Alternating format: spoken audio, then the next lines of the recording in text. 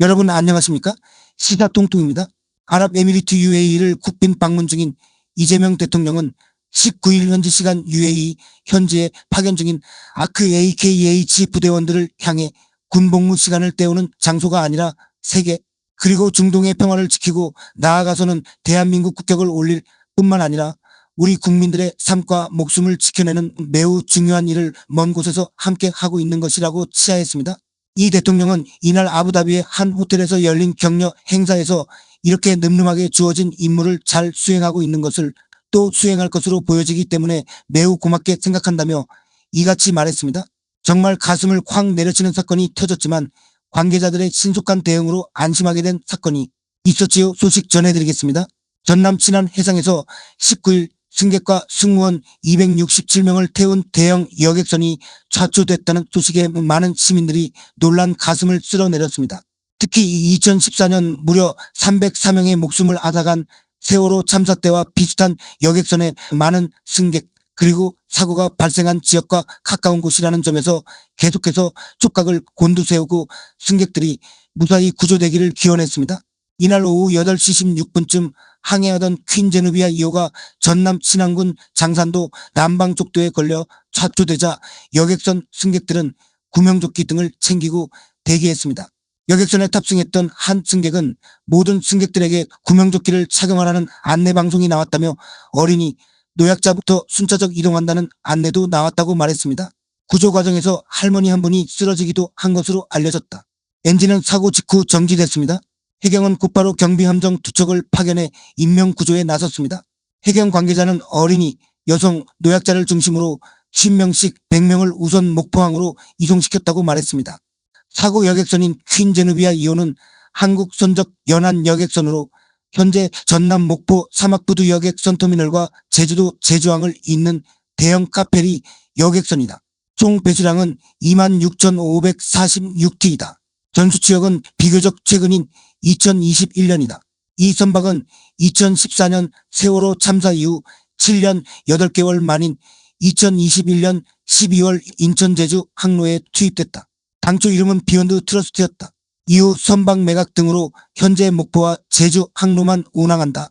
첫 취항 당시 회사 측의 설명에 따르면 길이 170m, 너비 26m, 높이 28m로 승객 850명, 승용차 487대, 컨테이너 65개 등을 싣고 최대 25노트 시속 46 정도로 운항할 수 있다. 또 세월호 침몰 현장인 전남 진도군 서거차도와 맹골군도 사이 바닷길인 맹골수도를 피해 운항한 것으로 전해졌다. 또 카페리 여객선으로는 국내 최초로 실시간 화물 중량 관리체계 블라크 로딩 시스템과 도입된 것으로 전해졌다. 특히 사고 발생 시 자동으로 해상에 구명벌을 펼치고 승객들이 슬라이드를 통해 탑승할 수 있도록 하는 해상 비상탈출 시스템에 의해서도 마련돼 있었다. 구명벌은 정원인 854명보다 많은 1320명이 이용할 수 있는 규모였다. 사고 인근 지역인 전남 신안군 흑산면 주민 70대 김모 씨는 침수되지 않았다는 말을 듣고서야 가슴을 쓸어내렸다. 인명피해 없이 빨리 구조되길 바란다고 말했습니다. 다음 소식입니다. 김용현 전 국방부 장관 측 변호인들이 19일 법정 소란으로 감치 선고를 받았으나 인적사항이 특정되지 않았다는 이유로 바로 풀려났습니다. 서울중앙지법은 이날 밤 언론을 통해 감치 장소로 지정된 서울구치소에서 위반자들의 인적사항이 특정되지 않았다는 이유로 수용을 거부했다며 이에 재판부에서는 집행이 곤란하다고 판단해 감치재판 관련 집행명령을 정지하고 위반자들의 석방을 명했다고 밝혔습니다.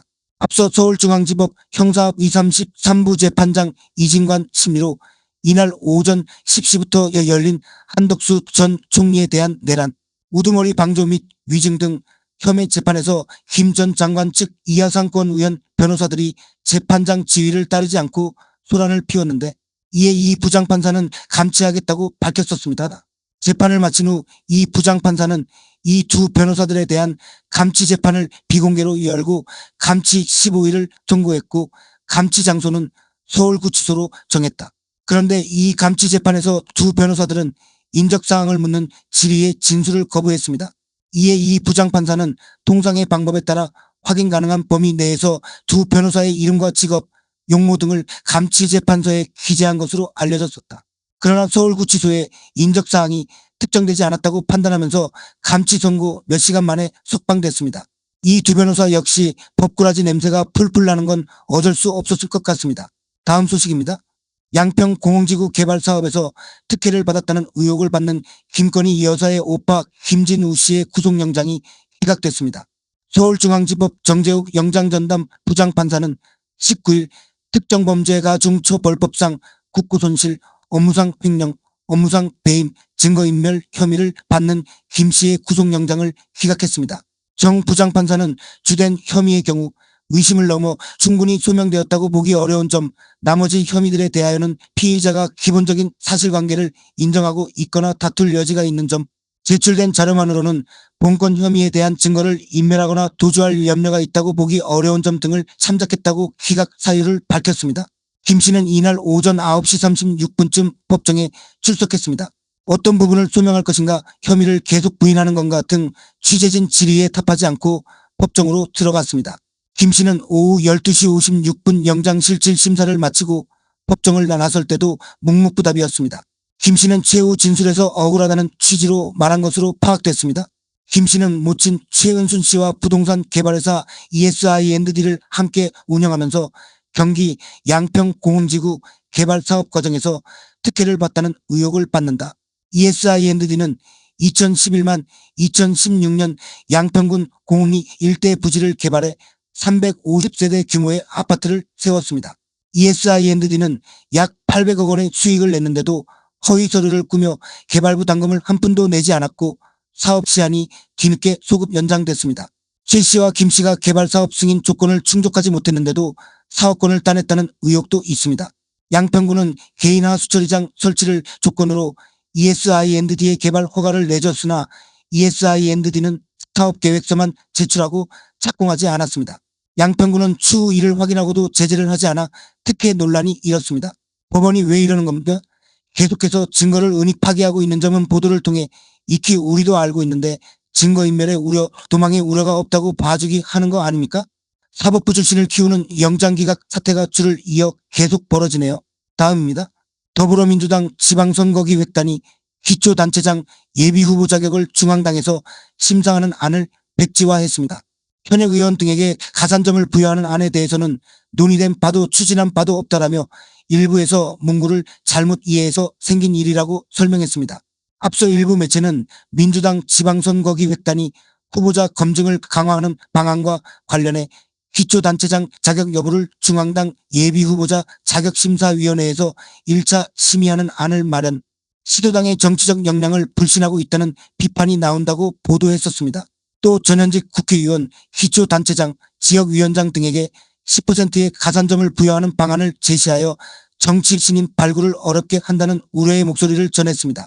부적격 사유의 상습 탈당 추가, 3회 이상 탈당자 정밀심사, AD. 이에 대해 조승래 민주당 사무총장 지방선거기획단장은 기초단체장도 중앙당 예비후보자 자격심사위원회가 아닌 기존대로 시도당에서 후보 자격을 심사하기로 했다고 밝혔습니다. 조 사무총장은 전현직 국회의원, 기초단체장, 지역위원장 등에게 10%의 가산점을 부여하는 안에 대해서는 여성, 청년, 장애인 전현직 국회의원, 기초단체장, 지역위원장이 다른 공직에 도전하는 경우 종전과 같이 10%의 가산점을 부여한다는 것이라며 여성, 청년, 장애인에게 가산점을 주기 위해 언급된 문구를 일부에서 잘못 이해해서 생긴 일이라고 강조했습니다. 조 사무총장은 3회 이상 탈당한 전력이 있는 경우 공천을 배제하는 안에 대해서도 부적격 사유에 기존에 없던 상습 탈당을 추가해 3회 이상 탈당자를 정밀심사 대상으로 해 요건을 강화한 것이라고 설명했습니다. 다음 소식입니다. 전 대통령 윤석열 씨가 한덕수 전 국무총리에 내란 혐의 공판에 증인으로 출석해 계엄 선포를 앞두고 한 전 총리가 반대 취지로 재고 요청을 했다고 증언했습니다. 윤 씨의 답변에 재판장인 이진관 부장판사는 피고인 한덕수이 명확하게 반대했냐라고 재차 확인했고, 윤 씨는 반대라는 단어를 썼는지는 모르지만 저한테는 반대 취지로 말했습니다. 총리는 저를 설득하려고 했다라고 설명했었습니다. 앞서 한 전 총리 재판에 나온 대부분의 증인들은 한 전 총리가 계엄에 적극적으로 반대 의사를 보이지 않았다라고 증언했습니다. 하지만 이날 윤 씨는 한 전 총리의 혐의를 배척하는 증언을 함으로써 한 전 총리의 주장을 뒷받침하는 진술로도 해석될 여지를 남겼습니다. 앞서 특검은 한 전 총리가 비상계엄 당시 국무총리로서 윤 씨의 내란 행위를 막지 않고 방조한 혐의로 기소했습니다. 계엄 선포문의 법적 결함을 보완하기 위해 사후 선포문을 작성 폐기한 혐의, 헌법재판소 탄핵 심판에서 위증한 혐의도 있습니다. 재판부 요구에 따라 내란 중요임무 종사 혐의가 추가됐었습니다. 김혜지 박민영 타과 받은 바 없다. 사회 반려 이해 안 돼. 김혜지 국민의힘 국회의원이 본인을 모욕하고 혐오 발언을 쏟아낸 박민영 미디어 대변인으로부터 아무런 사과를 전달받지 못했다고 밝혔습니다. 앞서 박민영 대변인은 극우 성향 유튜브 채널 감독 난 TV에 출연해 진행자의 극언에 맞장구 치고 호응하면서 김혜지 의원이 시각장애인인 점을 거론하며 맹비난한 바 있다 처음 비판 여론이 고조됐을 때 사과하지 않던 박민영 대변인이 뒤늦게 SNS를 통해 사과 의사를 밝혔지만 관련 논란은 잦아들지 않고 있다. 장동혁 국민의힘당 대표는 박 대변인에게 엄중 경고를 남겼지만 그의 사의는 반려한 것으로 전해졌다. 김 의원은 박 대변인을 향해 법적 대응에 나선 상황입니다. 김혜지 의원이 19일 학대에 취약한 아동 노인 중증장애인을 위한 법안 발의 기자회견을 위해 국회 소통관을 찾았을 때 다수 언론이 몰린 이유이다. 김 의원은 법안에 관심을 많이 가져달라고 당부했지만 현장의 기자들은 최근 불거진 박민영 대변인 관련 논란에 대해 집중적으로 물었다. 앞서 송원석 국민의힘 원내대표는 현안 관련 기자간담회에서 언론의 집중적인 보도와 비판에 노골적으로 불쾌감을 드러냈었다.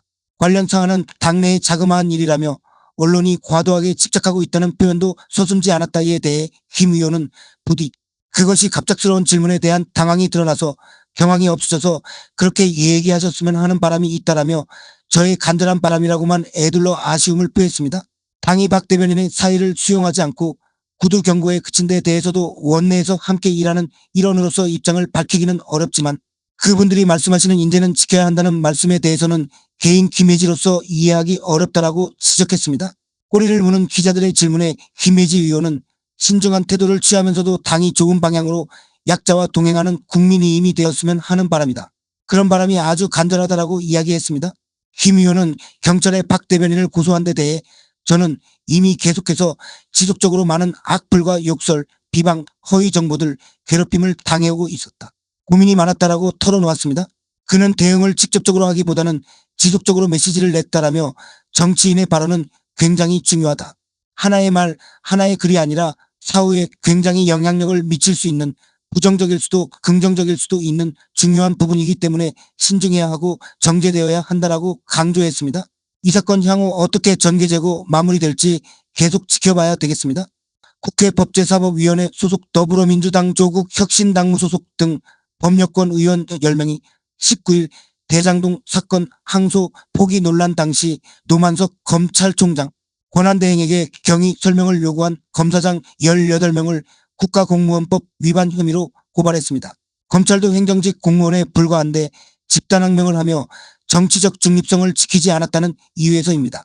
김용민 법사위 민주당 간사는 이날 기자회견에서 검찰의 집단항명은 정치적 집단행동으로 헌정질서를 훼손하는 중대범죄라며 법사위는 검찰 조직의 기강과 헌정질서를 무너뜨린 검사장 18명의 집단항명 행위에 대해 국가공무원법 위반 혐의로 고발한다고 밝혔습니다. 이어 이들의 행동은 단순한 의견개진이 아니었으며 법이 명백히 금지한 공무원의 집단행위, 즉 집단적 항명에 해당한다며 국가공무원법 제66조는 공무원의 노동운동이나 그 밖의 공무 외 집단행위를 엄격히 금지하고 있고 같은 법 제84조엔 이를 위반한 자에 대한 형사처벌을 규정하고 있다고 했습니다. 또 피고발인 18명은 모두 각 검찰청을 대표하는 검사장급 고위 공무원으로 정치적 중립성이 누구보다 강하게 요구되는 위치에 있다며 검사장들이 집단적으로 상급자의 결정을 비난하는 성명을 발표한 건 검찰 조직 전체를 정치의 한복판에 세워버린 무책임한 행동이자 검찰의 정치적 중립성을 스스로 무너뜨린 중대한 일탈행위라고 주장했습니다. 김 의원은 검찰은 정치적 중립성을 가지고 국가와 국민에게 봉사해야 할 의무가 있는 행정직 공무원에 불과하다. 예외가 될 수 없다며 국회는 앞으로도 공무원의 근본 의무를 저버린 검찰의 집단행동 및 정치행위 등을 좌시하지 않고 단호히 대응해 나가겠다고 강조했습니다. 지난 10일 전국 검사장 18명은 검찰의 대장동 사건 항소 포기와 관련해 노만석 당시 대행에게 항소 포기 이유를 추가로 설명해달라며 입장 표명을 요구했습니다. 이들은 권한대행이 밝힌 입장은 항소 포기의 구체적인 경위와 법리적 이유가 전혀 포함되어 있지 않아 납득이 되지 않는다고도 했습니다. 다만 김병기 민주당 원내대표는 이날 국회에서 기자들과 만나 회견 내용을 처음 듣는다며 당이 일사불란하게 대응해야 하는데 예민한 이야기는 정제돼서 올라가야지 상의 없이 하면 어떻게 하느냐고 했습니다. 국민의힘은 법여권의 검사장 고발에 대해 살생부라며 비판했다. 최수진 국민의힘 원내수석 대변인은 통화에서 대장동 사건 항소 포기의 자초 지종을 설명하라는 게 항명이 될 수는 없다며 고발을 통해 살생부를 만들고 대놓고 찍어내기를 하면서 검사를 겁박하는 것이라고 했습니다. 국민의힘은 전날 법무부 정성호 장관과 이진수 차관을 직권남용 권리 행사방해 혐의로 고발했습니다. 법여권은 검사장 18명을, 야당은 법무부 수뇌부를 각각 고발한 상황에서 법무부는 신중한 입장을 취하고 있다. 민주당은 검사장 18명을 평검사로 전보하고 징계할 것을 요구하고 있지만 정 장관은 지난 17일 검사장을 평검사로 전보하는 건 사실상 강등이라 내부 반발, 우려가 있다는 취재진의 질문에 특별히 그런 움직임은 없는 걸로 알고 있다고 강등 조치에 손을 그었습니다. 그러면서 정 장관은 가장 중요한 건 국민을 위해 법무부나 검찰이 안정되는 것이라고 했습니다. 검사장 18명에 대한 여권의 공세가 거세지는 가운데 입장문을 대표로 검찰 내부망에 올린 박재혁 수원지검장 사법연수원 29기은 지난 17일 사의를 표명했습니다. 지금까지 시청해 주셔서 감사합니다. 보도 내용을 공유하신다면 좋아요, 구독, 알림 설정을 부탁드립니다.